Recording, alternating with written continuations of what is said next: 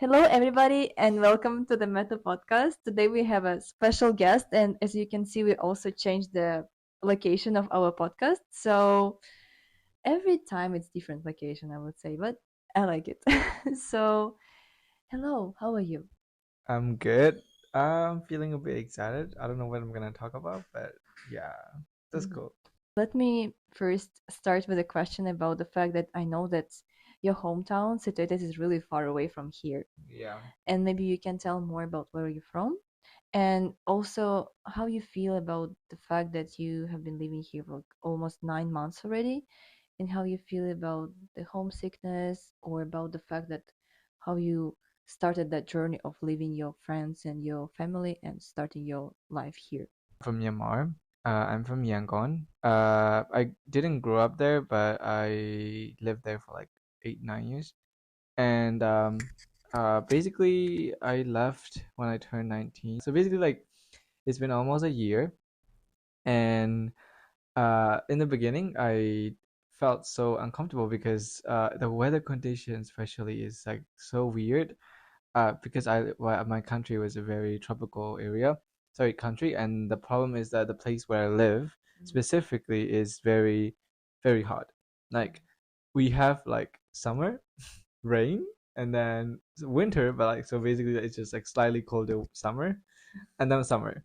So basically, like we only have 3 seasons, and that kind of weirded me out because when I got here, it was autumn, and I didn't prepare myself for autumn because like people are like wearing t-shirts and shirts, and I'm like a coat. I'm like wearing a coat because I was so cold because I was telling everyone like, oh my god, like I need to wear layers because I'm so cold, and then people are like, you're so weak.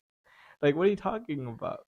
And I was like, no, this is my struggles, and we even have fights in this house how I cold I am on in winter days, even in spring, Mhm. because we know we have to pay for gas. The fun fact of the difference between living here and Myanmar is that the light switch. Yeah, Oh, that's yeah. the fun fact. So Mhm. in Hungary, like we have the light switch. Like when you put it, like when you switch it down, it means that it is off, and then when you switch it on, like up, like it means that it's like switched on. Mhm. And it's the opposite in Myanmar. So I do it all the time wrong. I don't know. It's just so weird to me because I just like if I press it like this, it means that it's supposed to be like on, and Mhm. here it's closed. Like it's switched Oh. off, and it's so weird in my head, and it messed me up all the time.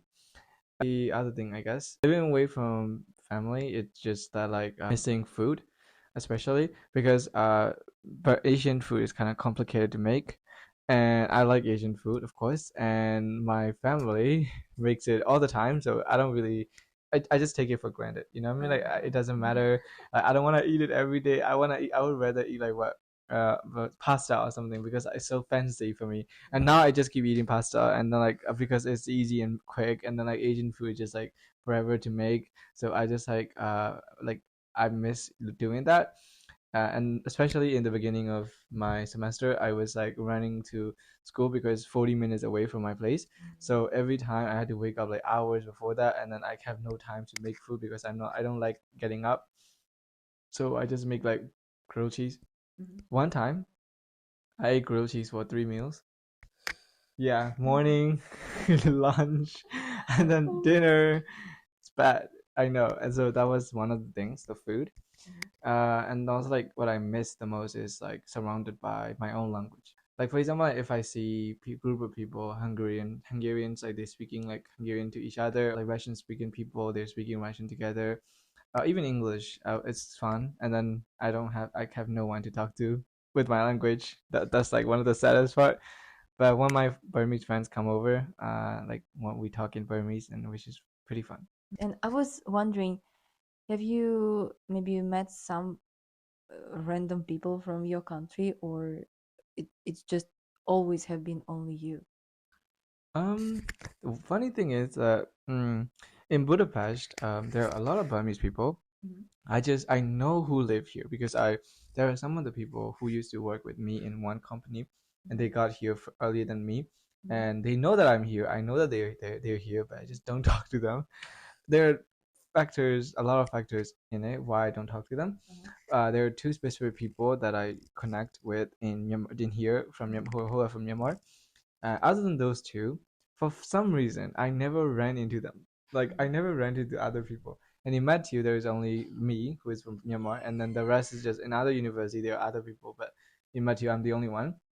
For fun fact, is in University of Page, there is an entire floor dedicated to Myanmar people. Really? Yeah, they do like festival things and everything, and I'm here alone, but it doesn't matter. It's fine.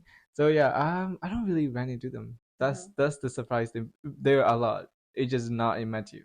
You realize that there is like a huge uh like amount of people that were like from the same region, but they're like all in Pest. Why there? Like, It's because I think I'm not entirely sure. It's just probably because of mhm. the medical course. And I was wondering about the food. So you told me about some Asian food that you like to eat. But can you cook some specific dish that you're like most proud of, or Yeah. maybe the one that you're missing the most? So So one of the thing is, what I miss is this. So basically, it's called chamao hin, and it's like so basic that like I never enjoy. I was like, okay, so for example, I wake up right. My mom's like, oh, I made chamao hin today, so I'll be like, really, I don't want that. But then I eat it like 2 meals. Like I enjoy eating it subconsciously, and I miss it so much when I got here because that kind of leaf, chamao, it doesn't exist in like a lot of countries, and it exists in Myanmar. I think I don't even know if it has an English word. Like I think it doesn't exist. And I searched it because, and then I basically told my parents like I want that when I go. So they dried it, like they dried it, and then they basically put it into the sun, and they dried it so that I can put in water and then make a soup. Bad. It's really bad because like it's because of it's like dried. It's so rough to eat. Even though I put it in water like for a long time, it's really rough. I made one time for Oma, and he hated it because it's so rough in your mouth because it's supposed to be soft because it's a leaf, right? It's supposed to be soft, soothing like a soup, but because it's like rough. So I tried making it last semester whenever I miss my family, but it never works the same because it's always rough in my mouth. So I think I have to just go back there and eat there instead of trying to make it because it doesn't work. maybe you have any tips how to deal with the homesickness while you're here in Budapest, or like to any foreign student, or maybe some specific stories that you have in your mind. Just call them actually. Like I try in the beginning. I call them like every single day, but later on I am also like really busy, especially because I'm a film student. I always shoot all the time, and when I do it, I can't call them. We have like a weekly call, like in weekly like we have a specific time on Sunday, like which we basically call and then talk about random things, mostly politics, with my family, and then it just complains like, oh yeah, this is bad, this is great. We just do that, and with other people like my friends, we have like calls and we watch movies together online. It's kind of fun. There's a time when me and my brother watch an entire series overnight till like 6 a.m. That was fun. So yeah, we watch movies together, and sometimes like when I come back from like outside and I'm really tired and I'm homesick because like when you come back from outside, you kind of expect like food that is made already for you when you are in a family, but you have to do it now because you're alone. I would like have like a little. I have like specific Burmese food that I keep for myself and that I don't share with other people.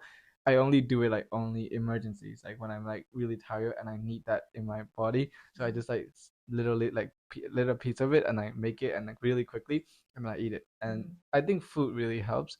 I just keep like some of it of like Burmese food, especially here. I can buy from anywhere. For example, Indian food is available, Korean food, yes, and some Vietnamese stores and restaurants and stuff like that. But like even Thai, I don't have my food here, so I just like have a little bit left over every time, and then I just eat little by little out of it when I feel really homesick. And yeah, that's the how I do it. So the last question Okay, the last is question. maybe what is the favorite place in Budapest that you're like really enjoy visiting, and maybe it's your like kind of a guilty pleasure place that you're like, okay, this is like the spot where I'm like relaxing or that I like the most. Yeah, there are a lot of places. I like the Green Bridge, and there's a when you go down under the bridge, there's a spot where you can sit down, and normally there are couples there. I like that place, but I don't have a connection with that place. But my specific spot is like this. So on the Green Bridge, you can go up to a certain place, certain level, Mhm. and usually what I do is I had a lot of emotional things happening there. I one time, I was with my friends and sitting there when I was on a break, and I skipped the class, and we were just sitting there and eating McDonald's. It was fun. When I went through a really traumatic experience while I'm in here, I didn't want to talk to anyone. So what I did was I walked to there, Mhm. and I sat there and I brought a note, like a little Mhm. notebook, and I had like a little journal, and I was journaling on there. Especially one thing is that like when it's cold, it's really windy, so it's Mhm. not that great. But when it's like a warm weather and Mhm. you're wearing like a coat and it's so vibey, you're like on top of the bridge. So like when people walk by, either they look at you or if you look at them, like no one really bothers you, and then you're just there. Also, you're like up there, so you're observing every single one of them. And my favorite part is like from that specific site, it was Fovam. You Mhm. can look at there, and then like there's a market, and then birds always like go around, and there's a tram. It's so European. The Uh-huh. view is like very European, and it's just like a reminder that oh wait, I'm in Europe. And I sit there and I know and I journal. I think about my life choices.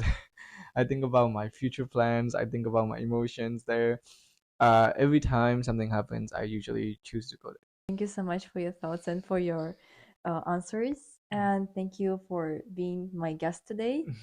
So, if you have any questions for Jed, just don't hesitate to ask them in the comments. And yeah, thank you so much. Thank you so much. Bye Bye bye. bye. Today we have a special guest, and as you can see, we all